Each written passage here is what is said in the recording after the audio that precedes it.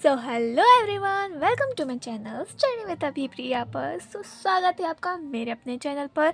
मैं हूं अभिप्रिया एंड मैं आपको कराने जा रही हूं जूलॉजी का चैप्टर सेकंड, कोशिका चक्र एवं विभाजन। इस चैनल पे हम सभी चैप्टर्स को कवर करने वाले हैं। सो बिना टेंशन के, अपनी सारी फिक्र टेंशन को छोड़कर लग जाओ वन शॉट करने के लिए, क्योंकि ये है हमारा रिवीजन टाइम और इसमें हमें करना है ढेर सारा रिवीजन। ओके, सो ये क्लास है 11th 12th एंड नीट की स्टूडेंट्स के लिए।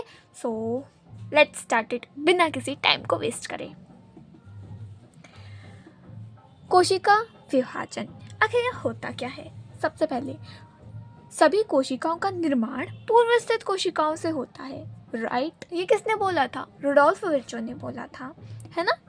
अब क्या करती है कोशिका? विभाजन करके अपनी ही जैसी कोशिकाओं का निर्माण करती है। कोशिका जीव जो है वो क्या करता है? वृद्धि करता है और फिर प्रजनन करता है। प्रजनन कैसे होता है? विभाजन ही करके होता है एक टाइप से, राइट? अब कोशिकाएं अब पहले क्या करती हैं? अपने आकार की वृद्धि करती हैं एंड इसके बाद विभाजन करती है। पहले क्या होगा? उनका आकार बड़ा होगा और फिर क्या होगा? डिवीज़न होगा और क्या बनेंगे? डॉटर सेल्स बनेंगी। अगर देखा जाए तो सभी जीव का निर्माण शुरुआत में कैसे होता है? एक अकेली कोशिका से होता है, जिसे हम जाइगोट भी कहते हैं। जैसे हमारा निर्माण कैसे हुआ है? सबसे पहले नर युग्मक और मादा युग्मक का संलयन हुआ होगा, फिर जाइगोट बना होगा और फिर जाइगोट में विभाजन होते होते कहीं जाके हम बने हैं या फिर कोई प्लांट बना है, राइट? अब आगे बात करें क्रमवत प्रक्रमों, जैसे कि कौन से प्रक्रम? आनुवंशिक रूप से नियंत्रित होते हैं, वो वाले प्रक्रम जो आनुवंशिक रूप से नियंत्रित होते हैं वे क्रमवत प्रक्रमों की श्रृंखला, जिनमें कोशिकांगों का निर्माण होता है। कोशिका में क्या होता है? कोशिकांगों का निर्माण होता है, जीनोम का डुप्लीकेशन होता है और अंततः 1 से 2 कोशिकाएं विभाजित होती हैं। यानी जब आकार बढ़ता है, जब क्या? कोशिकांगों की संख्या भी बढ़ती है और साथ ही साथ आनुवंशिक पदार्थ भी बढ़ता है। जब ये सब चीज़ें बढ़ जाती हैं, इसके बाद कोई सेल डिवीज़न करती है। ओके, अब आगे बढ़ते हैं। जीनोम क्या होता है? जीनोम क्या होता है?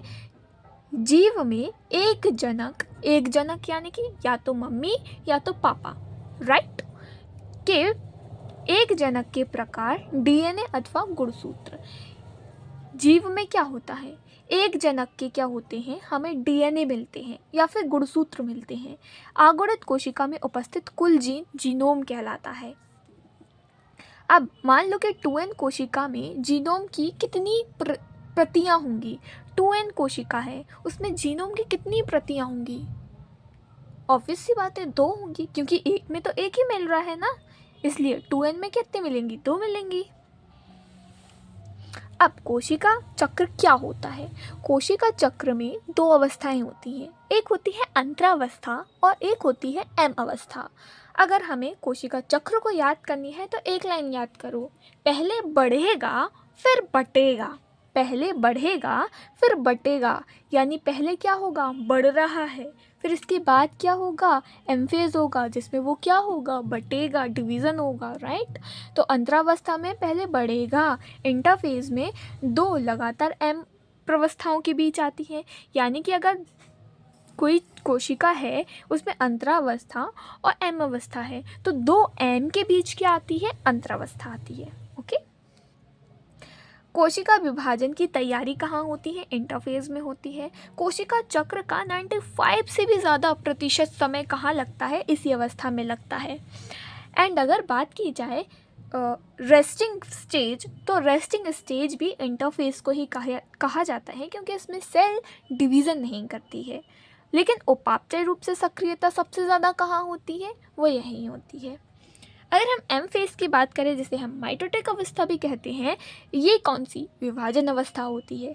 इसमें कोशिका सर्वाधिक नाटकीय अवस्था कहा जाता है। कोशिका की सबसे अधिक नाटकीय अवस्था कौन सी है? एम अवस्था है, क्योंकि ये सबसे ज़्यादा नखरे दिखाती है और कोशिका चक्र का लगभग 5% समय यही व्यतीत करती है कोशिका। ठीक है। अब विभिन्न जीवों में तथा विभिन्न प्रकार की कोशिकाओं में कोशिका चक्र होता है, उसका समय अलग अलग होता है। जैसे अगर हम संवर्धन माध्यम में मानव कोशिका को देखें तो उसको 24 घंटे लगते हैं, ईस्ट को देखें तो उसे 90 मिनट लगते हैं, वहीं ई कोलाई को देखें तो वो सिर्फ 20 मिनट में ही डिवीज़न कर लेती है। यानी कि जितनी छोटी साइज़ होगी उतना कम समय लगेगा। हमारी ईस्ट का साइज़ छोटा है कंपेयर टू दी मानव कोशिका के, राइट। इसलिए ईस्ट को कम समय लग रहा है और वही मानव कोशिका को ज़्यादा समय लग रहा है। अब एक क्वेश्चन आया है, एक मानव कोशिका को संवर्धन माध्यम में रखा जाता है 48 घंटे के लिए, तो 48 घंटे में कोशिका कितने चक्र पूरे कर लेगी? तो आंसर क्या होगा? एक में 24 कर रही है, 24 घंटे में एक चक्र पूरा कर रही है, तो 48 घंटे में 2 चक्र पूरे कर लेगी, है ना। अब ये आता है कोशिका चक्र में कौन कौन सी अवस्थाएं आती हैं, उसका पूरा रोड मैप क्या है। सबसे पहले सबसे लंबी अवस्था आती है अंत्यावस्था और एम अवस्था, ये 2 बातें हैं। अब अंतरावस्था में देखा जाए तो सबसे पहले G1 आती है, फिर S आती है, फिर G2 आती है।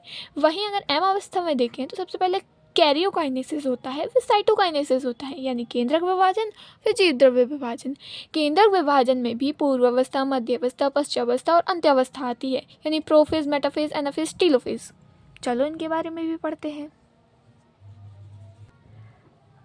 अगर हम इसकी बात करें तो सबसे पहले कोशिका जीवन अवस्था में जाएगी, फिर S में जाएगी, फिर G2 में जाएगी और फिर M में जाएगी। तो क्रम क्या है?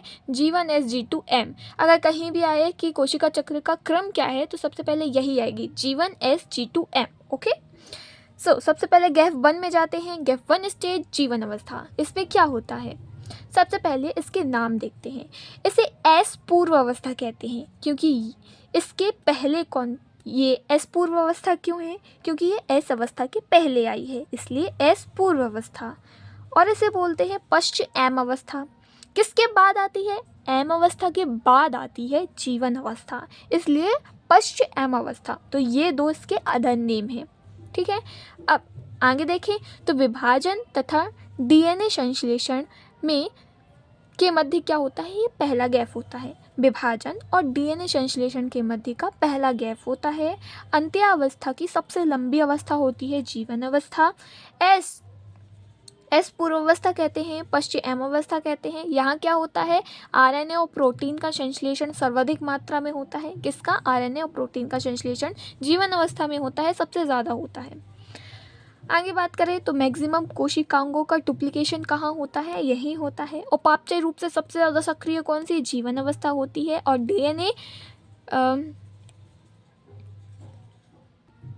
DNA पॉलीमरेज एंजाइम का निर्माण कहाँ होता है? जीवन अवस्था में होता है। DNA पॉलीमरेज का निर्माण कहाँ होता है? जीवन अवस्था में होता है।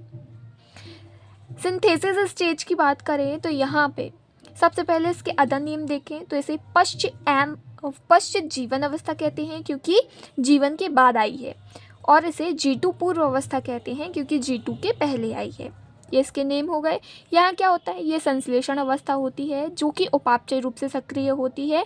इसमें केंद्रक में DNA का रेप्लिकेशन होता है, यानी संश्लेषण होता है। जीव द्रव्य में केंद्रक काय यानी साइटोप्लाज्म में सेंट्रोमियर और सेंट्रोसोम का क्या होता है? डुप्लीकेशन होता है। हिस्टोन प्रोटीन का क्या होता है? संश्लेषण होता है। यहाँ पर RNA का संश्लेषण नहीं होता है। वो कहाँ होता है? G1 में होता है और G2 में होता है, लेकिन S अवस्था में RNA का संश्लेषण नहीं होता है। अब जो G1 में DNA पॉलीमरेज बना था, तो यही DNA पॉलीमरेज S अवस्था में सबसे ज़्यादा सक्रिय होता है। अब G2 अवस्था की बारी आती है। G2 अवस्था को पश्च S अवस्था भी कहते हैं क्योंकि S के बाद आती है। वहीं इसे M पूर्वावस्था भी कहते हैं क्योंकि इसके बाद कौन सी अवस्था आएगी? हमारी M फेज आएगी, तो उसके पहले हमारी G2 आ रही है, इसलिए इसे हम पूर्वावस्था कहते हैं। अगर हम बात करें तो ये उपापचय रूप से सक्रिय होती है। माइटोसिस के लिए आवश्यक प्रोटीन्स का निर्माण कहाँ होता है? G2 अवस्था में होता है। यानी माइटोसिस के लिए जितनी भी आवश्यक प्रोटीन हैं उनको बनाने के लिए कौन सी अवस्था जिम्मेदार है? G2 अवस्था। यहाँ पे ही ट्यूबुलिन प्रोटीन्स का संश्लेषण होता है, आरएनए का संश्लेषण भी यहाँ होता है, और वहीं माइक्रोकॉन्ड्रिया और क्लोरोप्लास्ट उनका भी डुप्लीकेशन कहाँ होता है, G2 अवस्था में होता है। अगर हम देखें कि क्वेश्चन किस टाइप से बन सकते हैं, तो आपको कार्य दे देंगे और ये पूछ लेंगे कि S में होता है, G1 में होता है, G2 में होता है कि नहीं होता है ना। तो डीएनए संश्लेषण कहाँ होता है, S अवस्था में होता है। हिस्टोन प्रोटीन का संश्लेषण कहाँ होता है, S अवस्था में होता है। ट्यूबुलिन प्रोटीन का संश्लेषण कहाँ होता है, ट्यूबुलिन प्रोटीन का संश्लेषण G2 अवस्था में होता है। कोशिकांगों का निर्माण कहाँ होता है, तो कोशिकांगों का निर्माण तीनों अवस्था में होता है। G1 में तो मैक्सिमम हो ही रहा था, S अवस्था में भी तो तारक का, सेंट्रोसोम, सेंट्रोमियर का हो रहा है, राइट। और वहीं अगर हम G2 अवस्था में बोले तो वहाँ पे हमारे माइक्रोकॉन्ड्रिया, क्लोरोप्लास्ट हो रहे थे। प्रोटीन संश्लेषण की बात करें तो ये भी तीनों अवस्था में होता है। पहली अवस्था में तो हो रहा था, G1 में तो होता ही होता है, सेकंड में भी तो हो रहा था, है ना। जैसे कि हिस्टोन प्रोटीन का निर्माण हो रहा है। वहीं थर्ड में ट्यूबुलिन प्रोटीन वगैरह, उसमें भी मैक्सिमम संश्लेषण होता है प्रोटीन्स का, राइट। तारक काय का डुप्लीकेशन कहाँ, S अवस्था में होता है। माइक्रोकॉन्ड्रिया का डुप्लीकेशन कहाँ होता है, G2 अवस्था में होता है। आरएनए का संश्लेषण कहाँ होता है, इंपॉर्टेंट है आरएनए का, तो ये होता है G1 और G2 में। ओके, नेक्स्ट पे बढ़ते हैं। तो कोशिका वृद्धि एक लगातार चलने वाली प्रक्रिया होती है, किंतु डीएनए संश्लेषण एक विशेष अवस्था में होता है जिसे हम S अवस्था कहते हैं। यानी कोशिका तो लगातार वृद्धि कर रही है, लेकिन डीएनए का संश्लेषण जो होता है उसके लिए एक विशेष अवस्था बनाई गई है, उसे अवस्था का नाम क्या है, S अवस्था है। अगर हम देखें तो कोशिका चक्र में S अवस्था में डीएनए की मात्रा 2 गुनी यानी 2C से 4C हो जाती है, लेकिन संख्या में कोई परिवर्तन नहीं आता। गुणसूत्रों की संख्या में कोई परिवर्तन यानी कोई प्रभाव नहीं आता। N है तो N ही रहेगा।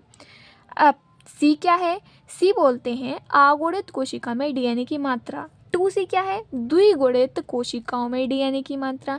N क्या है, अगुणित कोशिका में गुणसूत्रों की संख्या। 2N क्या है, द्विगुणित कोशिका में गुणसूत्रों की संख्या। सिंपल है। अगर हम G1 से S में जा रहे हैं तो क्या क्या परिवर्तन आएगा, C से 2C हो जाएगा, 2C से 4C हो जाएगा, N N ही रहेगा, और 2N क्या हो जाएगा, वो भी 2N ही होगा, 2N रहेगा, है ना, जब 2 है, N N रहेगा, 2N 2N रहेगा। यानी कि एक क्रोमेटेड का गुणसूत्र 2 क्रोमेटेड का गुणसूत्र बन जाएगा, ठीक है। एक क्रोमेटेड का 2 क्रोमेटेड हो जाएगी। एक गुणसूत्र अणु 2 रज्जुओं में बदल जाए। एक गुणसूत्र अणु है जिसमें 2 रज्जु हैं, तो यहाँ पर 2 क्या बन जाएंगे, डीएनए अणु बन जाएंगे, यानी कि 4 क्या बन जाएंगे, रज्जुएं बन जाएंगी। एक डीएनए है जिसमें 2 रज्जु थी, ठीक है, तो यहाँ क्या हो जाएगा, यहाँ 2 डीएनए अणु बन जाएंगे जिसमें 4 रज्जुएं हो जाएंगी। डन। अब एक द्विगुणित कोशिका में 4 पीजीडीएनए तथा 4 गुणसूत्र उपस्थित है। यानी एक द्विगुणित कोशिका है जिसमें 4 पीजीडीएनए हैं और 4 गुणसूत्र उपस्थित हैं। इस कोशिका में कोशिका चक्र S अवस्था के अंत में कितने डीएनए और कितने क्रोमोसोम्स उपस्थित होंगे, ठीक है। तो 4 पीजी था तो 4 का डबल कितना हो जाएगा, 8 हो जाएगा। गुणसूत्रों की संख्या तो चेंज होती नहीं, तो वो 4 की 4 ही रहेगी, है ना। अब एक कोशिका में 250 डीऑक्सीराइबोन्यूक्लियोटाइड उपस्थित हैं। S अवस्था के बाद डीऑक्सीराइबोन्यूक्लियोटाइड की संख्या कितनी हो जाएगी, तो 2 गुनी हो जाएगी, 250 से 500। अब कोशिका चक्र का नियमन, रेगुलेशन ऑफ सेल साइकिल, ये क्या है, साइक्लिन प्रोटीन है यहाँ पर, और क्या है, CDK है। CDK क्या होता है, साइक्लिन डिपेंडेंट काइनेज, ठीक है। तो आगे पढ़ते हैं। कोई भी कोशिका अपने विभाजन का निर्णय कोशिका चक्र की जीवन अवस्था में लेता है। यानी कोई भी कोशिका हो, अगर उसे विभाजन करना है तो इस चीज़ का डिसीजन वो जीवन फेज में ले लेगा। यदि कोई कोशिका एक बार S checkpoint, GS checkpoint कहाँ आता है? जीएस चेक पॉइंट जीवन अवस्था और एस अवस्था के बीच में एक चेक पॉइंट होता है जिसे हम जीएस चेक पॉइंट बोलते हैं। ठीक है, तो यदि कोई कोशिका एक बार जीएस चेक पॉइंट को पार कर ले, एस फेज में प्रवेश कर ले, तो वह स्वयं ही अपने कोशिका चक्र को पूरा कर लेती है। अगर एक बार कोशिका एस स्टेज में आ गई, इसका मतलब ये है कि वो अपने विभाजन को पूरा करके ही रहेगी, चाहे कुछ हो जाए। अब कोशिका सबसे पहले कहाँ जाती है? जीवन अवस्था में जाती है। वहाँ ये निर्णय कर लेती है कि हमें अवस्था विभाजन करना है कि नहीं करना है। अगर करना है तो एस अवस्था में, फिर G2 अवस्था में और फिर M अवस्था में चली जाती है और विभाजन हो जाता है। लेकिन अगर किसी कोशिका का मन हो गया कि उसे विभाजन नहीं करना है तो वो क्या करेगी? उसके लिए एक और अवस्था आती है जिसे हम G0 अवस्था कहते हैं, या इसे हम शांत अवस्था भी कहते हैं। कुछ कोशिकाएं जैसे कि हृदय की कोशिका या तंत्रिका कोशिका इत्यादि उपापचय रूप से तो सक्रिय होती हैं लेकिन विभाजन नहीं करती हैं, इसलिए उन्हें शांत अवस्था में जाना पड़ता है, यानी शांत अवस्था में चली जाती हैं। आवश्यकता पड़ने पर इन सेल्स का विभाजन हो सकता है। जैसे अगर हमें इनकी ज़रूरत पड़ गई तो हम इनका विभाजन कर देंगे, नहीं तो ये शांत तो है ही। नेक्स्ट आता है स्थायी निलंबन। ये क्या होता है? स्थायी निलंबन का मतलब होता है, देखो जीवन में तो दोनों कोशिकाएं हैं ही, राइट? जीवन में तो कोशिकाएं हैं ही, तो या तो कोशिका डिसाइड करेगी एक स्थायी निलंबन पे जाने की, यानी कि परमानेंट क्या करती है, वो निलंबित हो जाती है। इसमें क्या होता है, जीवन से G0 अवस्था में चली जाती है और अनुत्क्रमणीय रूप से ये शांत अवस्था में पहुंच जाती है। मतलब क्या है कि एक बार G0 में जाने के बाद कभी भी कोशिका विभाजन नहीं करती है। इसे बोलते हैं हम स्थायी निलंबन। और एक होता है अस्थायी निलंबन, यानी कि जीवन अवस्था से G0 अवस्था में तो गई हैं लेकिन उत्क्रमणीय रूप से गई हैं, यानी कि अगर कभी आवश्यकता पड़ी तो G0 से निकलकर जीवन अवस्था में जाकर ये अपने विभाजन को पूरा कर सकती हैं। अब आए समझ में? एक परमानेंट हो जाता है और एक टेम्परेरी रहता है। अब हम माइटोसिस की बात करें तो पादप कोशिका और जंतु कोशिका दोनों में अलग अलग प्रोसेस होती है। बात करते हैं पादपों की बात करें तो आगुणित तथा द्विगुणित दोनों प्रकार की कोशिका माइटोसिस होता है, दोनों में होता है।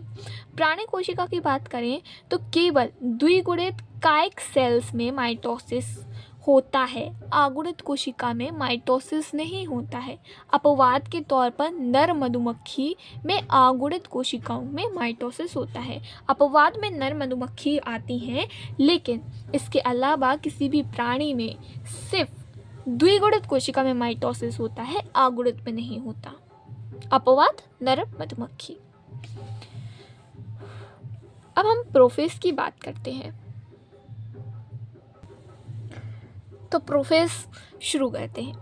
समसूत्री विभाजन की सबसे पहली और सबसे लंबी अवस्था होती है कौन सी? प्रोफेज होती है। समसूत्री विभाजन की सबसे लंबी और सबसे पहली अवस्था होती है। अगर हम समय के हिसाब से देखें तो सबसे ज़्यादा समय प्रोफेज में ही लगता है, फिर लगता है एनाफेज में, फिर लगता है मेटाफेज में और फिर लगता है टेलोफेज में। प्रोफेज यानी पूर्वावस्था, फिर अंत्यावस्था, फिर मध्यावस्था और पश्चावस्था। ये इम्पोर्टेंट है, इसे रट लेना। ओके, अगर हम देखें तो S और G2 अवस्था में जो हमारे क्रोमेटेड के धागे थे वो पूर्वावस्था में गुणसूत्र का रूप ले लेते हैं। यानी पूर्वावस्था में एक गुणसूत्र में 2 क्रोमेटेड होते हैं जो कि सेंट्रोमियर से जुड़े हुए होते हैं। ठीक है, पूर्वावस्था में एक गुणसूत्र होता है जिसके 2 क्रोमेटिड होते हैं जो कि सेंट्रोमियर से क्या होते हैं? जुड़े हुए होते हैं। क्रोमेटिन गुणसूत्रीय पदार्थ में संलग्न कर प्रारंभ ही पूर्वावस्था की पहचान हो जाती है। मतलब जैसे ही क्रोमेटिड गुणसूत्र का रूप लेने लगता है तो हम ये समझ जाते हैं कि ये पूर्वावस्था स्टार्ट हो गई है। तारक केंद्र और तारक काय का डुप्लीकेशन एस अवस्था में हुआ था वो क्या करते हैं, ध्रुवीय पे पहुंचने लगते हैं। जो एस अवस्था में हमारे तारक केंद्र और तारकाएं बने थे ना, वो क्या करने लगते हैं, धीरे धीरे ध्रुवों की ओर शिफ्ट होने लगते हैं। ठीक है, अब आगे क्या होगा, जो हमारा तारक केंद्र ध्रुव पर पहुंचकर सूक्ष्म नलिकाएं, यानी कि सूक्ष्म नलिकाएं किससे बनती हैं, ट्यूबुलेंट प्रोटीन से बनती हैं, इसे विकृत करने लगता है और तारक यानी एस्टर का निर्माण करने लगता है। ठीक है, अब एस्टर क्या है, इस टाइप की कुछ सूक्ष्म नलिकाओं का निर्माण करने लगता है और इस टाइप की कुछ स्ट्रक्चर बनने लगती है जिसे हम एस्टर कहते हैं। ये जो स्ट्रक्चर में जो नलिकाएं दिख रही हैं इन्हें हम तारक किरण कहते हैं, एस्टरनल रेस कहते हैं। बीच में क्या होता है, हमारे तारक केंद्र होता है जिसमें से ये तारक किरणें निकलती हैं। ठीक है, अब तारक केंद्र और तारक किरण मिलकर क्या बनाते हैं, हमारे तारक का निर्माण करते हैं, यानी एस्टर का निर्माण करते हैं। तो एस्टर क्या है, हमारा एक तारक केंद्र और उससे निकलने वाली तारक किरणें, इन दोनों को मिलाकर एस्टर कहा जाता है।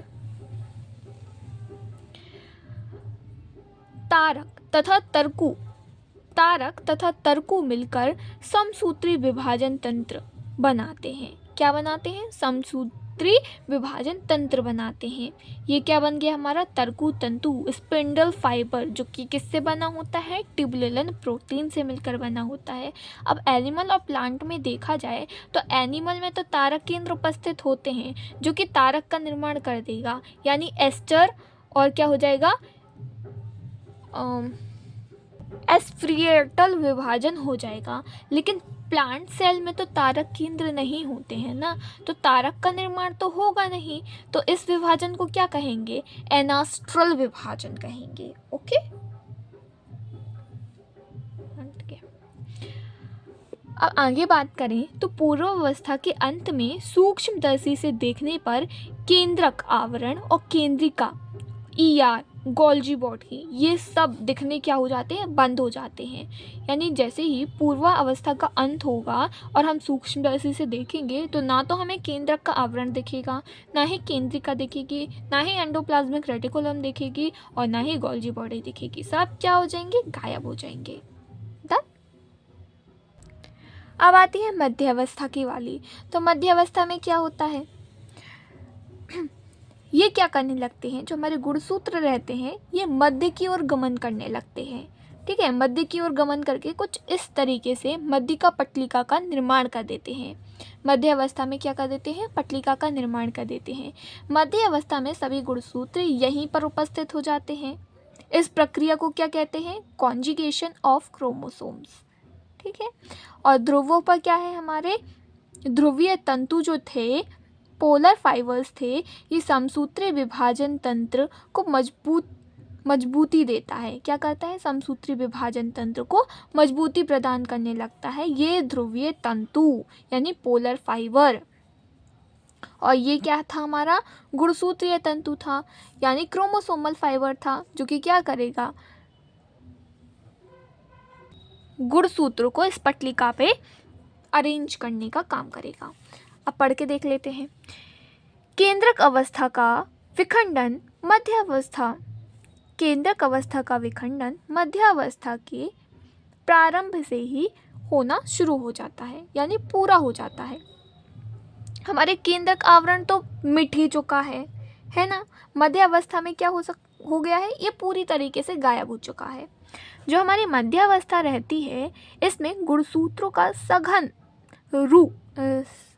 संघनन क्या हो जाता है, पूरा हो जाता है, यानी हमारे गुणसूत्र भी अच्छी तरीके से संघनित हो चुके हैं, ये पूरा हो चुका है। यानी हमारे गुणसूत्र थिनेस्ट और स्मॉलेस्ट क्रोमोसोम्स का क्या हो गया है, निर्माण हो गया है। फिर मध्य अवस्था में गुणसूत्रों का अध्ययन सबसे अच्छी तरीके से हम कर सकते हैं, इम्पॉर्टेंट है। मध्य अवस्था में प्रत्येक गुणसूत्र 2 अर्ध गुणसूत्रों का बना हुआ होता है, जो कि गुणसूत्र बिंदु आपस में जुड़े हुए होते हैं, गुणसूत्र बिंदु से आपस में जुड़े हुए होते हैं। एक गुणसूत्र में 2 अर्ध गुणसूत्र होते हैं जो कि गुणसूत्र बिंदु से आपस में जुड़े हुए होते हैं। मध्य अवस्था में सारे गुणसूत्र मध्य अवस्था पटलिका पर आ जाते हैं। प्रत्येक क्रोमोटिड जो प्रत्येक क्रोमेटिड का काइनेटोकोर अपने अपने ध्रुवों से निकलने वाले तर्कु तंतु से जुड़ जाता है। यानी ये गुणसूत्र है, ये इसका काइनेटोकोर है, और जो ध्रुवों से हमारा तर्कु तंतु निकल रहा है वो कहाँ आके जुड़ेगा? काइनेटोकोर पे जुड़ेगा। कहाँ जुड़ेगा? काइनेटोकोर पे जुड़ेगा। ये क्वेश्चन आता है। अब आते हैं पश्चावस्था पे यानी एनाफेज पे। तो इसमें क्या होता है? एनाफेज में क्या होता है? केंद्रक विभाजन की सबसे छोटी सी अवस्था होती है, छोटू सी अवस्था है ये। इसमें क्या होगा? जो हमारा गुणसूत्रीय तंतु था ये क्या करने लगता है? पुलिंग फाइबर यानी खिंचाव करने लगता है। और जो हमारे गुणसूत्र, एक गुणसूत्र था, गुणसूत्र क्या करने लगता है? टूटने लगता है। टूटता कैसे है? इसमें होते हैं इंटरजोनल तंतु। इंटरजोनल क्या करते हैं? ये पुशिंग करने लगते हैं और इससे क्या होता है? गुणसूत्र जो होता है वो टूट जाता है। तो ये क्या हो गया? पश्चावस्था का प्रारंभ कुछ इस तरीके से दिखेगा और फिर अंत कैसे? कुछ इस तरीके से हो जाएगा।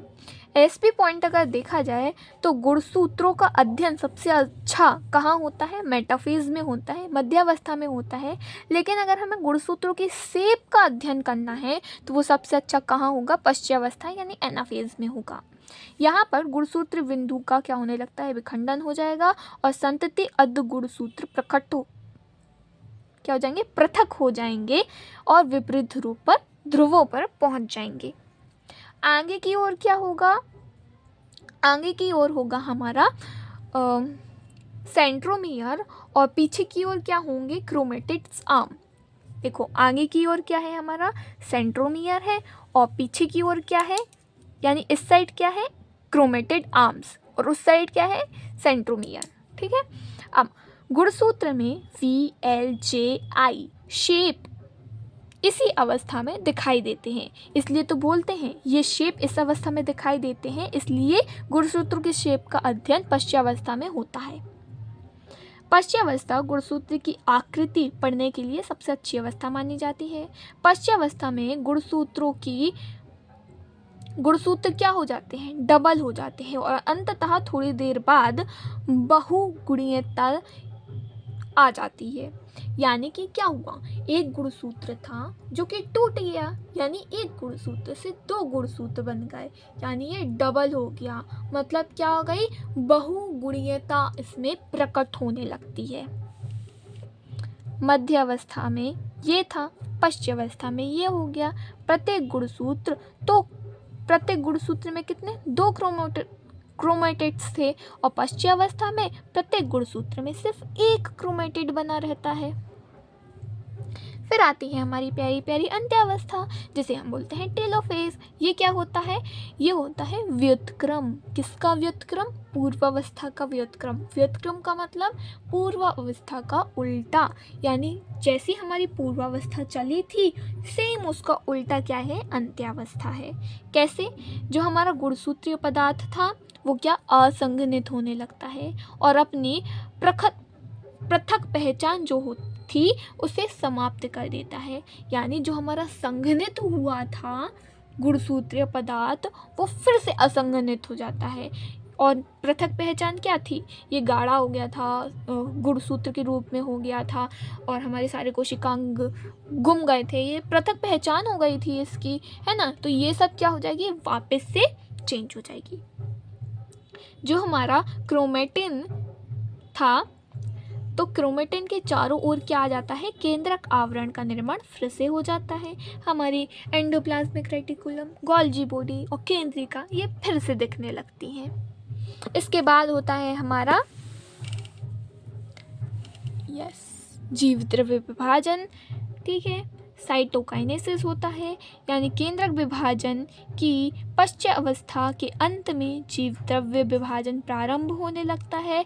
ये प्राणी कोशिका में कैसे होता है? अभिकेंद्रकीय प्रक्रिया होती है, यानी परिधि से शुरू होती है और केंद्र की ओर चलती है, यानी खांच का निर्माण होता है। इसलिए इसे हम कोशिका खांच विधि भी कहते हैं। जैसे कि ये थी हमारी कोशिका, तो कोशिका के मध्य भाग की ओर क्या करने लगती है? ये कोशिका झिल्ली अंदर की ओर खिंचाव करने लगती है। कुछ इस तरीके से अंदर की ओर खिंचती जाती है और फिर ऐसे निकल के डबल हो जाती है। इसलिए इसे हम कोशिका खांचविधि भी कहते हैं। प्लांट में कैसे होती है? प्लांट में ये फेगमोप्लास्ट इकट्ठा कर लेती है। फेगमोप्लास्ट क्या होता है? डिक्टिगोसोम्स द्वारा इकट्ठा किया जाता है। डिक्टिगोसोम्स क्या है? गोल्जी बॉडी को ही डिक्टिगोसोम्स कहते हैं। ये गोल्जी बॉडी से ही क्या होते हैं? फेगमोप्लास्ट का निर्माण होता है। ठीक है, तो ये फेगमोप्लास्ट की झिल्ली आपस में फ्यूज होकर कोशिका पटलिका का निर्माण कर लेती है। ये हमारी फेगमोप्लास्ट क्या हो गई? फ्यूज हो गई है, जुड़ गई है। और कहाँ से जुड़ गई है? कोशिका झिल्ली से जुड़ गई है। ठीक है, अभी ये फेगमोप्लास्ट क्या करेगी? मध्य पटलिका का निर्माण हो गया। ये मध्य पटलिका हमारी बन गई। अब इसमें क्या होगा? जो हमारी पादप कोशिका है इसमें जीव द्रव्य विभाजन हो जाएगा। अपकेंद्र की अभिक्रिया होगी, यानी केंद्र से शुरू हो जाएगी और परिधि की ओर तक चलेगी। विभाजन कैसे होगा? केंद्र से स्टार्ट होगा और परिधि की तक बढ़ता चले जाएगा। फेगमोप्लास्ट का निर्माण कहाँ? केंद्र से स्टार्ट होगा और यहाँ से फिर ऐसे ऐसे चलेगा। ठीक है, केंद्र से परिधि की ओर चलेगा। नोट पॉइंट क्या है? कभी कभी केंद्रक विभाजन के पश्चात कोशिका द्रव्य विभाजन नहीं होता, यानी हमारे केंद्र विभाजन तो हो जाता है लेकिन कोशिका द्रव्य का विभाजन नहीं होता है। इस प्रकार कि एक कोशिका को बहुकेंद्रकीय कोशिका का निर्माण कर लेती है, जिसे हम संकोशीयता कहते हैं। अब कोशिका द्रव्य का विभाजन नहीं हो रहा है, यानी कि डॉटर सेल्स तो नहीं बन रही हैं, लेकिन क्योंकि कोशिका के अंदर केंद्रक की संख्या दोगुनी हो चुकी है, क्योंकि 2 केंद्रक का निर्माण हो चुका है। इस अवस्था को क्या कहते हैं? इस प्रक्रिया को हम संकोशीयता कहते हैं। ये कहाँ होती है? नारियल का तरण भ्रूण जो है वो इसका उदाहरण है, अर्थात नारियल पानी इसका साक्षात उदाहरण है। अब सूत्री विभाजन के अगर हम महत्व देखें तो वो कौन कौन से हैं? ये वृद्धि तथा मरम्मत के लिए बेस्ट है, पुनः जनन और पुनः निर्माण के लिए बेस्ट है, बहुकोशीयता जीवों में वृद्धि के लिए, यानी वृद्धि हेतु ये बेस्ट है, यूकैरियोटिक कोशिका एक कोशिकीय जीवों में प्रजनन के लिए, यूकैरियोटिक एक कोशिकीय जीव के प्रजनन के लिए ये बेस्ट है, और केंद्रीय तथा जीव द्रव्य के अनुपात को बनाने के लिए, केंद्रकीय और जीव द्रव्य के अनुपात को बनाने के लिए ये सबसे अच्छी है। यानी ये होता क्या है? केंद्रकीय अनुपात और जीव द्रव्य अनुपात क्या है? मान लो एक कोशिका है जो कि बढ़ रही है, बढ़ते बढ़ते वो इतनी बड़ी हो गई कि अब केंद्रक से जो है वो कंट्रोल नहीं कर पा रही है। केंद्रक इसे कंट्रोल नहीं कर पा रहा है क्योंकि केंद्रक की साइज थोड़ी ना बड़ी है, वो तो छोटा का छोटा ही है ना, बस कोशिका बढ़ गई है, कोशिका के अंदर का मटेरियल बढ़ गया है ना। तो इसी वजह से कोशिका क्या करेगी? विभाजन करेगी, और विभाजन करने के बाद सेम पदार्थ रहेगा दोनों में, और केंद्रक क्या कर लेगी? कोशिका को अच्छे से कंट्रोल कर लेगी। डन। इसके बाद आती है माइटोजन। ये क्या होते हैं? माइटोजन क्या होते हैं? ये वो कारक होते हैं जो माइटोसिस को प्रमोट करते हैं। क्या कहलाते हैं? माइटोजन कहलाते हैं। अब माइटोटिक विष क्या है? माइटोटिक पॉइजन क्या होते हैं? कोशिका विभाजन को रोकने का काम करते हैं। अब माइटोजन्स के नाम क्या क्या हैं? माइटोजन्स में जैसे आता है साइटोकाइनिन, ऑक्सिन, जिब्रेलिक एसिड और इंसुलिन। ये क्या है? ये माइटोजन्स है। और माइटोटिक पॉइजन क्या क्या हैं? एजाइडियंस और राइबोन्यूक्लियेज, इस टाइप के क्या हैं? ये माइटोटिक पॉइजन्स कहलाते हैं।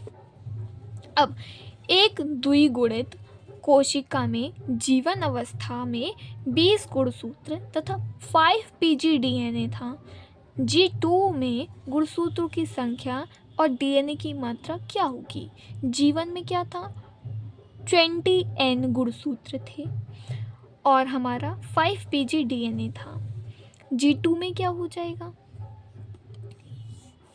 इससे समझते हैं ये क्या है, आपको अच्छे से याद करने की एक ट्रिक है। ठीक है, जैसे कि अगर कोई कोशिका जीवन में एन अवस्था में है तो एस में भी क्या होगी, एन में ही रहेगी, G2 में भी एन में रहेगी, प्रोफेज में एन में रहेगी, मेटाफेज में एन रहेगी, एनाफेज में 2n हो जाएगी और टेलोफेज में फिर n हो जाएगी। यहाँ 2n क्यों हुई? गुणसूत्र दो भागों में बट गया है, दो भागों में बट गया है, यानी एक गुणसूत्र में 2 क्रोमेटिड थी, अब एक गुणसूत्र में 2 क्रोमेटिड थी। अब गुणसूत्र ही जब 2 हो चुके हैं तो क्रोमेटिड क्या हो गए, आधे आधे हो गए, तो यहाँ पे 2n हो गया।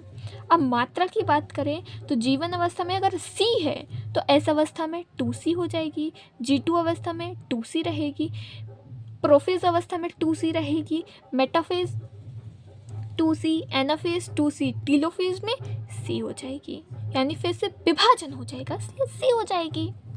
अब यहाँ पे अगर हमें दिया है जीवन अवस्था में 20 गुणसूत्र हैं, 20 हैं, यानी गुणसूत्रों की संख्या 20 है, तो G2 अवस्था में गुणसूत्रों की संख्या क्या रहेगी, सेम रहेगी, n का n ही रहेगा, है ना, 20n का 20n ही रहेगा।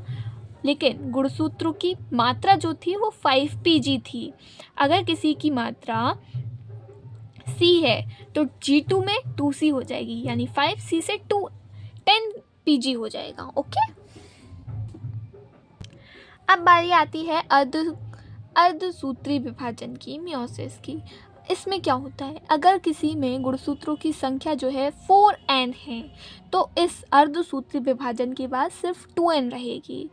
अगर किसी में 2n है तो उसकी संख्या क्या हो जाएगी, n हो जाएगी, यानी संख्या आधी हो जाएगी। डॉटर सेल में संख्या क्या हो जाएगी, आधी हो जाएगी।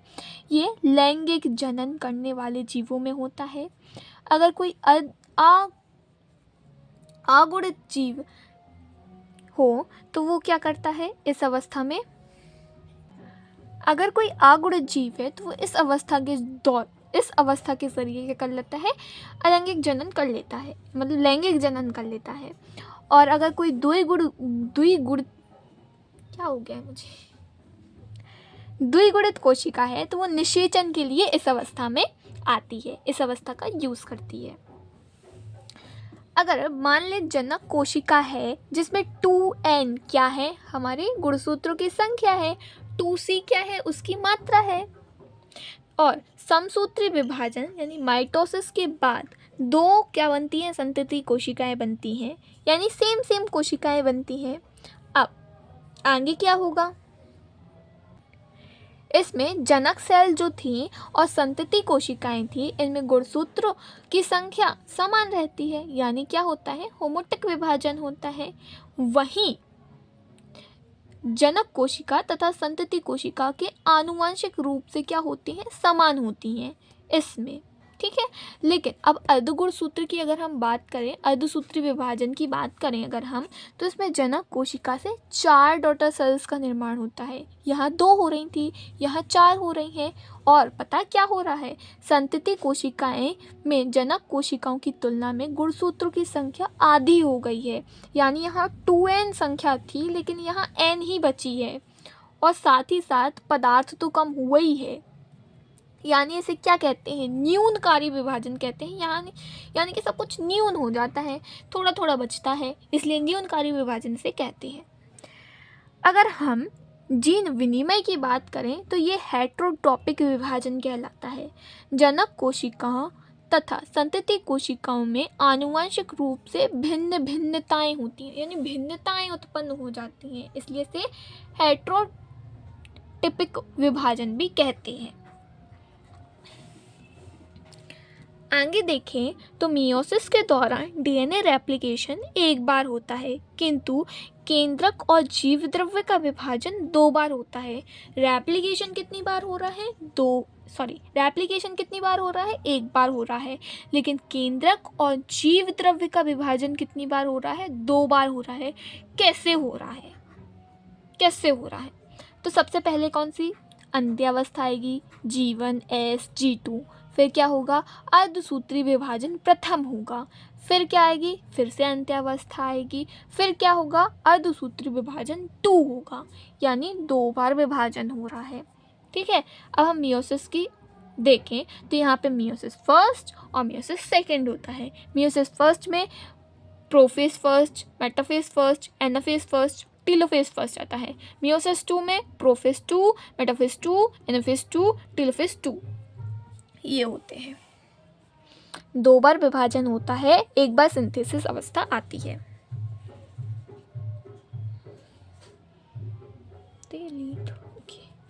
अगर कोई कोशिका 2n है तो S फेज के बाद 2n रहेगी, और लेकिन मात्रा क्या हो जाएगी, इनकी बढ़ जाएगी। गुणसूत्रों की गुणसूत्र क्रोमैटिड्स की मात्रा क्या हो जाएगी, बढ़ जाएगी। फिर इसमें मियोसिस फर्स्ट होगा, यानी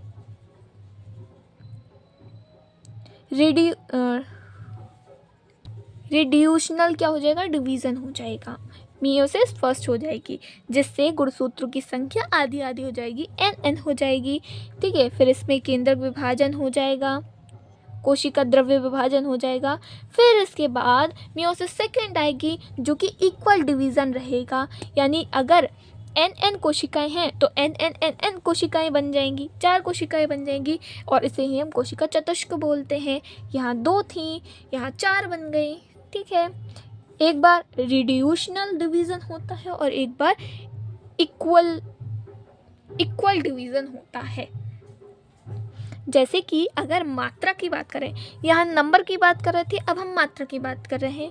अगर गुणसूत्रों की मात्रा जो है, पदार्थ की मात्रा जो है 2c थी, तो S फेज में 4c हो जाएगी, रिड्यूशनल डिवीज़न में 2c हो जाएगी। फिर मियोसिस सेकंड आएगा तो ये सब में c हो जाएगी। मिर्ची लग गई। ठीक है, और फिर दोनों को मिला कर देखते हैं तो कुछ ये बनता है।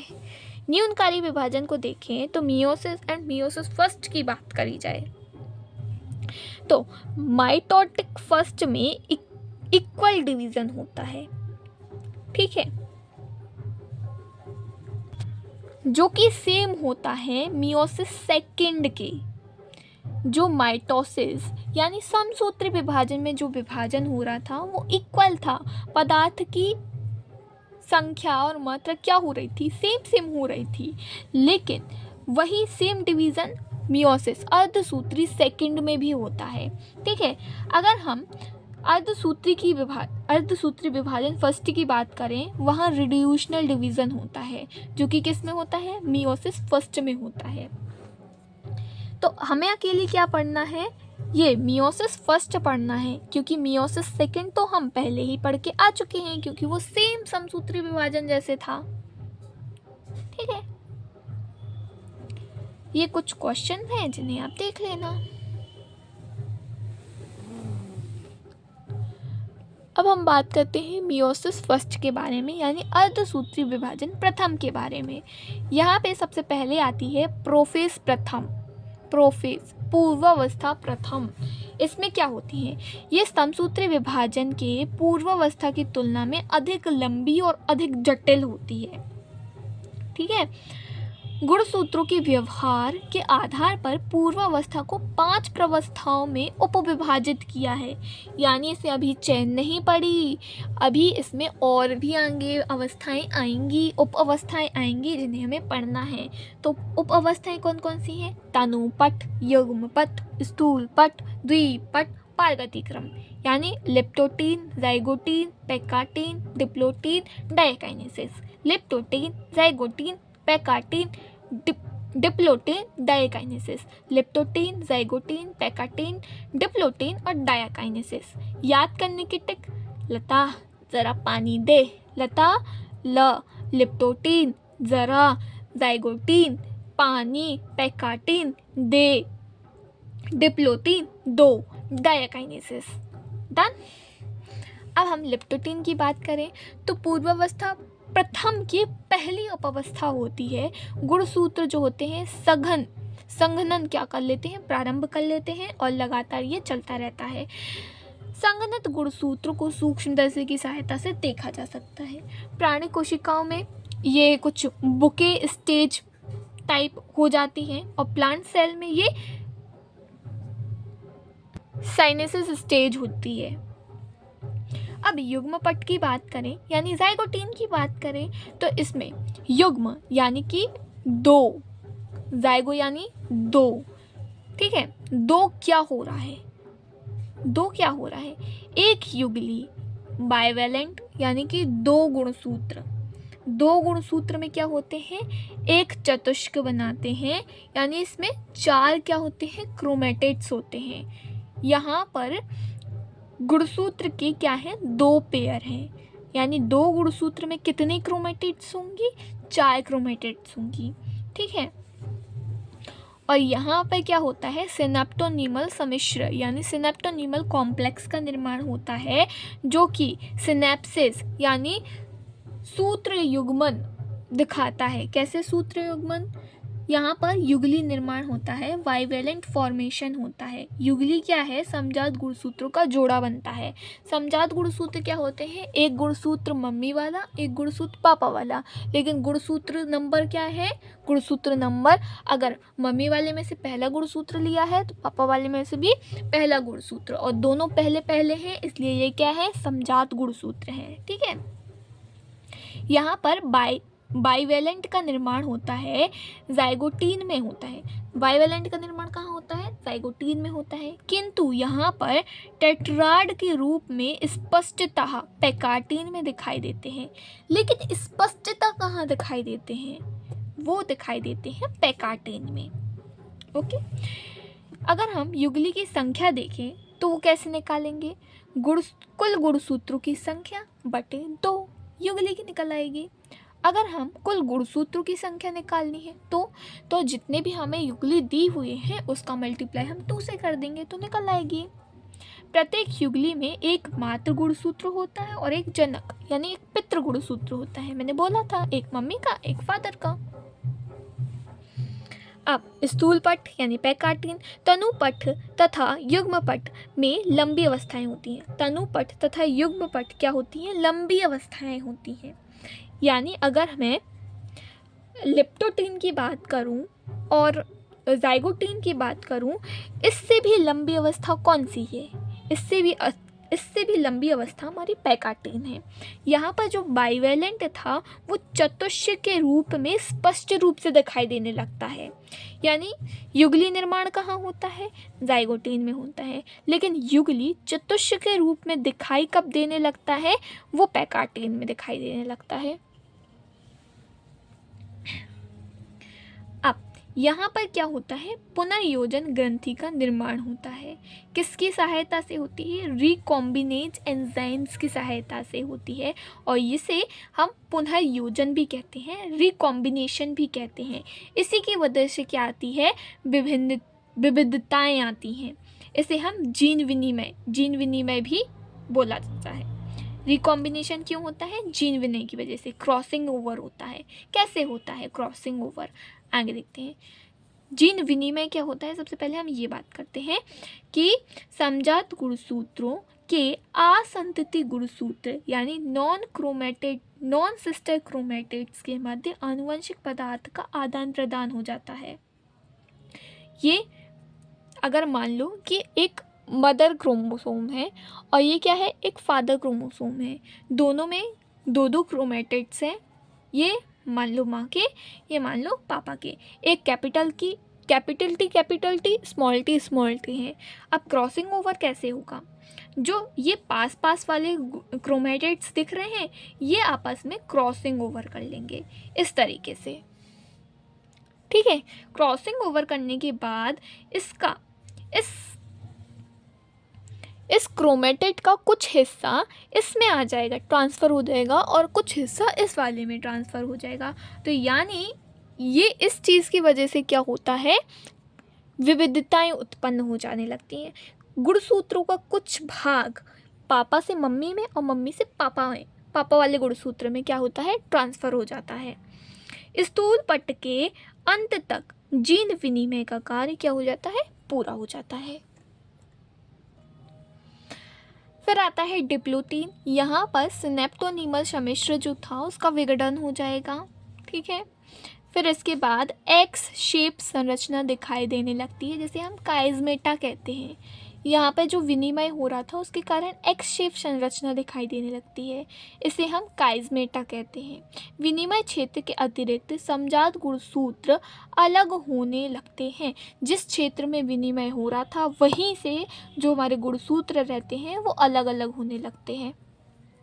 कुछ कशेरुकी प्राणियों में सेम वर्टिब्रेट्स में, है ना, oocytes में डिप्लोटीन महीनों और सालों तक चलता है। ये डिप्लोटीन अवस्था, अगर आपने मानव जनन वाला चैप्टर पढ़ा हो तो उसमें हम पढ़ते हैं जो हमारी लड़की होती है उसमें oocytes के निर्माण में जो डिप्लोटीन अवस्था रहती है वो कई सालों तक चलती है। उसकी प्यूबर्टी जब तक नहीं आती जब तक चलती है, अगर आपको याद हो तो, नहीं तो हम पढ़ेंगे ही। फिर आते हैं डायाकाइनेसिस, पारगति क्रम। इसमें क्या होते हैं, काइज़मेटा का उपांति भवन हो जाता है, यानी काइज़मेटा क्या होती है, समाप्त हो जाती है ये। अब गुणसूत्रों का संघनन क्या हो जाता है, पूरा हो जाता है। अर्ध गुणसूत्र विभाजन तंत्र बन जाता है, ठीक है, यानी कि जो हमारे तारक केंद्र से तर्कुतंतु वगैरह निकलते हैं और विभाजन तंत्र का निर्माण करते हैं वो हो जाता है। केंद्रक आवरण का विघटन हो जाता है, केंद्रिका अदृश्य हो जाती है। सेम कैसे होते हैं, प्रोफेस फर्स्ट और मेटाफेस फर्स्ट। प्रोफेस फर्स्ट से लेकर मेटाफेस फर्स्ट ये क्या आती है, शुरू होने लगती है। प्रोफेस फर्स्ट से मेटाफेस फर्स्ट शुरू हो जाती है। मेटाफेस, अभी हम क्या पढ़ रहे थे, अभी हम पूरी प्रोफेस पढ़ रहे थे। प्रोफेस अवस्था में हमने लिप्टोटीन, जाइगोटीन, पैकाटीन, डिप्लोटीन और डायाकाइनेसिस पढ़ लिया। अब इसके बाद प्रोफेस से हम मेटाफेस पे आते हैं। मेटाफेज में क्या होगा, जो हमारे तर्कुतंतु निकला था वो कहाँ पे, काइनेटोकोर पे जाके मिल जाएगा। फिर यहाँ पर अगर हम बात करें मध्यावस्था की, समसूत्र की मध्यावस्था की, तो वहाँ पे मध्यिका पटलिका बन रही थी, एक बन रही थी। लेकिन अगर हम इस अर्धसूत्री विभाजन की बात करें और अर्धसूत्री विभाजन की मेटाफेज फर्स्ट की बात करें तो यहाँ पर दो मध्यावस्था पटलिका का निर्माण होता है, जहाँ समजात गुणसूत्रों का जोड़ा जो होता है वो मध्यिका पटलिका पर एकत्रित हो जाता है और तर्कुतंतु बाइवेलेंट के काइनेटोकोर से जाकर जुड़ जाता है। ये क्या है, समजात गुणसूत्र हैं जो कि एक दूसरे के आमने सामने क्या है, मध्य पटलिका पर एकत्रित हुए हैं और इन्हीं से तर्कुतंतु क्या कर देगा, जाकर काइनेटोकोर पे जुड़ जाएगा। फिर पश्चावस्था आती है, एनाफेज फर्स्ट आती है। यहाँ पर क्या होगा, गुणसूत्र बिंदु का विखंडन नहीं होता है, संतति अर्ध गुणसूत्र आपस में जुड़े ही रहते हैं, यानी पूरे गुणसूत्र का क्या होता था, हमारा विखंडन हो जाता था। लेकिन इस अवस्था में नहीं होगा, यहाँ पूरा का पूरा गुणसूत्र लेकर चला जाएगा। बाइवेलेंट युगली का एक गुणसूत्र एक ध्रुव की ओर गमन करने लगेगा और दूसरा गुणसूत्र दूसरे विपरीत ध्रुव की ओर चला जाएगा। यह अवस्था गुणसूत्र संख्या में कमी के लिए उत्तरदायी होती है। ये इसी अवस्था की वजह से गुणसूत्र में क्या आती है, कमी आती है। अगर हम गुणसूत्र विभाजन की बात करें तो वो एनाफेज में होता था, जो हमारी पूर्वावस्था में होती थी उसमें होता था। एनाफेज फर्स्ट में नहीं होगा, लेकिन एनाफेज जो सेकंड आएगी ना उसमें भी होगा। अब अंत्यावस्था की बात करें, टेलोफेज फर्स्ट की बात करें, टेलोफेज फर्स्ट की अगर मैं बात करूं तो इसमें क्या होगा इसमें, अब चूंकि जो हमारा गुणसूत्र का विभाजन हो चुका है, यानी 2n से दोनों कोशिका में क्या n गुणसूत्र का विभाजन हो चुका है, यानी कोशिका द्विक हो गई है, तो केंद्रक आवरण और केंद्रिका पुनः दिखने लगेंगी। यह गुणसूत्र का थोड़ा बहुत अगर हो सके तो मतलब अगर समसूत्र की बात करें तो वहाँ गुणसूत्र क्या हो गए थे, एकदम टूट फूट गए थे, बिखर गए थे, ठीक है। लेकिन यहाँ पर जो है वो गुणसूत्र पूरी तरीके से असंघनित नहीं होगा, होगा लेकिन पूरी तरीके से नहीं होगा। अब अंत्यावस्था इंटरकाइनेसिस अवस्था आती है, जिसमें मियोसिस फर्स्ट तथा मियोसिस सेकंड के मध्य समय अंतराल में कम समय की अवस्था, यहाँ पे क्या होगा, डीएनए का रेप्लिकेशन नहीं होगा। ये इंटरकाइनेसिस क्या होती है, मियोसिस फर्स्ट और मियोसिस सेकंड के बीच की अवस्था जो होती है उसे इंटरकाइनेसिस अवस्था कहते हैं, जिसमें डीएनए का रेप्लिकेशन नहीं होता है। फिर मियोसिस सेकंड आएगी जो कि पूरी कैसे है, समसूत्री विभाजन की तरह है। अर्धगुणसूत्री विभाजन का अगर हम महत्व देखें तो वो क्या है, हर जाति में पीढ़ी दर पीढ़ी गुणसूत्रों की संख्या को संरक्षित करके रखता है, इससे विविधताएं आती हैं। अगर हम इसके प्रकार देखें तो ये होता है गैमेटिक मियोसिस, जिसमें युग्मक निर्माण के लिए होता है जो कि जंतुओं में होता है। फिर होता है एक स्पोरिक मियोसिस जो कि स्पोर्स के निर्माण के लिए होता है, जैसे ब्रायोफाइट, टेरिडोफाइट्स, जिम्नोस्पर्म, एंजियोस्पर्म में। और एक होता है जाइगोटिक जो कि युग्मनज के निर्माण के लिए होता है, जैसे कवक और शैवाल में। नोट पॉइंट की बात करें तो 2n, 4n, 6n एक्सेट्रा अगर कोशिकाएं हैं तो इनमें मियोसिस होता है, किंतु n, 3n, 5n ऐसी कोशिकाएं हैं, यानी विषम संख्या में जो कोशिकाएं हैं उनमें मियोसिस नहीं होता है। कॉन्सेप्ट की बात करें तो n जो है वो लघु बीजाणुओं के निर्माण के लिए आवश्यक मियोसिस लघु बीजाणु मात्र कोशिका इज इक्वल टू क्या होगा, n/4। n से कितनी कोशिकाएं बनेंगी, 4, n/4 कोशिकाएं बनेंगी, है ना। 4 कोशिकाएं बनेंगी जिसमें गुणसूत्रों की मात्रा कितनी होगी, n/4 होगी, राइट।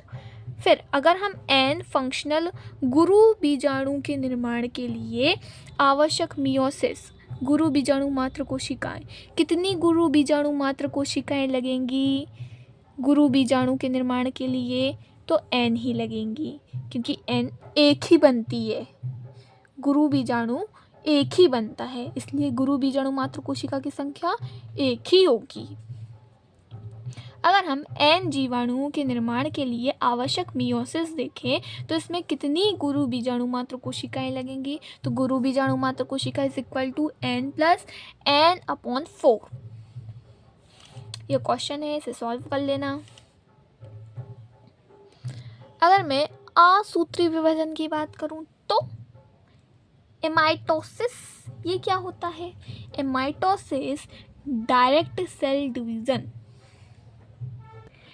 डायरेक्ट सेल डिवीजन होता है, फास्टेस्ट सेल डिवीजन होता है, प्रोकैरियोटिक कोशिका में होने वाला विभाजन है, और इसमें जीवद्रव्य की जो संख्या रहती, जीवद्रव्य की मात्रा जो रहती है वो ज़्यादा रहती है, डीएनए का रेप्लिकेशन होता है और सेल डिवीज़न कर लेती है। ये माइटोटिक का इनडायरेक्ट सेल डिवीज़न होता है, ठीक है। अगर एक कोशिका में n कोशिकाओं के निर्माण कितनी समसूत्री विभाजन कोशिका, क्या पढ़ रही हूँ मैं, एक कोशिका से n कोशिकाओं के निर्माण कितनी समसूत्री विभाजन आवश्यक होंगे, तो n से अगर एक कोशिका है और हमें n कोशिकाओं का निर्माण करना है तो हमें कितने समसूत्री विभाजन की आवश्यकता होगी, हमें n-1 की आवश्यकता होगी, ठीक है। अगर एक कोशिका से 8 कोशिकाओं का निर्माण होता है तो हमें कितने समसूत्री विभाजन की आवश्यकता पड़ेगी, क्योंकि 8 कोशिकाओं का निर्माण हो रहा है और हमने पहले क्वेश्चन में पढ़ा है कि कितनी आवश्यकता पड़ेगी, इसका पता कैसे लगाएंगे, n-1 से लगाएंगे, तो हमें 7 समसूत्री विभाजन की आवश्यकता पड़ेगी। सो आई थिंक ये ख़त्म हो चुका है, ये चैप्टर आपका ख़त्म हुआ है। तो नेक्स्ट चैप्टर के साथ मिलते हैं नेक्स्ट वीडियो में। तब तक के लिए अगर वीडियो पसंद आई हो तो लाइक सब्सक्राइब करना मत भूलना और अपने दोस्तों को बुलाना मत भूलना, क्योंकि इस चैनल पे अगर ग्रोथ होगी तो मैं इस चैनल पर बहुत सारी चीज़ें लेकर आऊँगी जो आप सोच भी नहीं सकते हो। इतनी सारी चीज़ें लेकर आऊँगी, मैंने बहुत कुछ सोचा हुआ है, तो प्लीज़ हेल्प करो यार। इतनी मेहनत कर रही हूँ, कुछ तो हेल्प कर दो। मिलते हैं नेक्स्ट वीडियो में। Tata, bye bye.